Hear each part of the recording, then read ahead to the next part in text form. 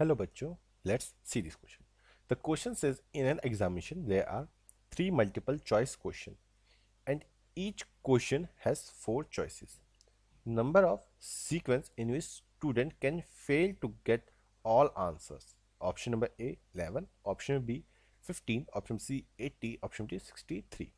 So यहाँ पे बच्चों हमारा क्या की कंसेप्ट है? यहाँ पे जो हमारा की कंसेप्ट है बच्चों वो है हमारा फंडामेंटल ऑफ मल्टीप्लिकेशन, यानी कि जो हमारा फंडामेंटल ऑफ मल्टीप्लिकेशन क्या होता है। तो अकॉर्डिंग टू दिस फंडा लॉ, अगर हमें यहाँ पे ए हमें अगर गिवन है यहाँ पे एन नंबर ऑफ टाइम्स, तो इसको हम लिख लेते हैं ए की पावर n। तो अब हम अपने गिवन क्वेश्चन चलते हैं। तो हमें क्या बोला कि भाई किसी एक एग्जामिनेशन में यहाँ पे तीन मल्टीपल चॉइस क्वेश्चन है और हर एक क्वेश्चन का चार चॉइसेस है। तो हम यहाँ पे क्या हम देख सकते हैं कि यहाँ पे हमारा टोटल नंबर ऑफ वेज कितने हो सकते हैं। जो हमारे यहाँ पे टोटल नंबर ऑफ वेज कि हम कितने नंबर ऑफ वेज में उन क्वेश्चन को अटेम्प्ट कर सकते हैं, यानी कि हम कितने नंबर ऑफ वेज में उन क्वेश्चन का आंसर कर सकते हैं। तो तीन क्वेश्चन है, पहले क्वेश्चन में चार ऑप्शन, तो पहले को हम चार तरीकों से कर सकते हैं, दूसरे में भी हम चार तरीके से और तीसरे क्वेश्चन में भी हम चार तरीकों से। तो हम सब में चार चार ऑप्शन है, तो ये कितना हो जाएगा, यहाँ पे हमारा की कंसेप्ट लगेगा, तो ये होगा 4 का क्यूब।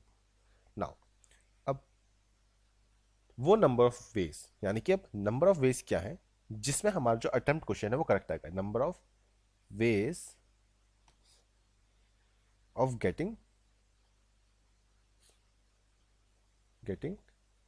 करेक्ट ऑप्शन, यानी कि वो वेज जिसमें हमारा ऑप्शन जो हमने किया है वो सही आएगा।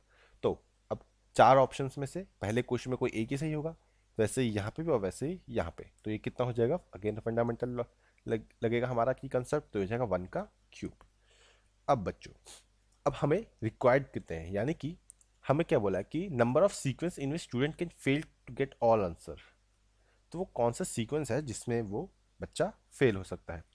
तो यहाँ पर अगर हम वो निकालें तो हमारा क्या होगा, वो होगा रिक्वायर्ड सीक्वेंस। तो वो क्या हो जाएगा, वो हो जाएगा यहाँ पे 4 का क्यूब माइनस 1 का क्यूब। इसको करेंगे तो ये हो जाएगा यहाँ पे 64 माइनस 1, और बच्चों यहाँ से हमारा जो फाइनल आंसर होगा वो होगा 63।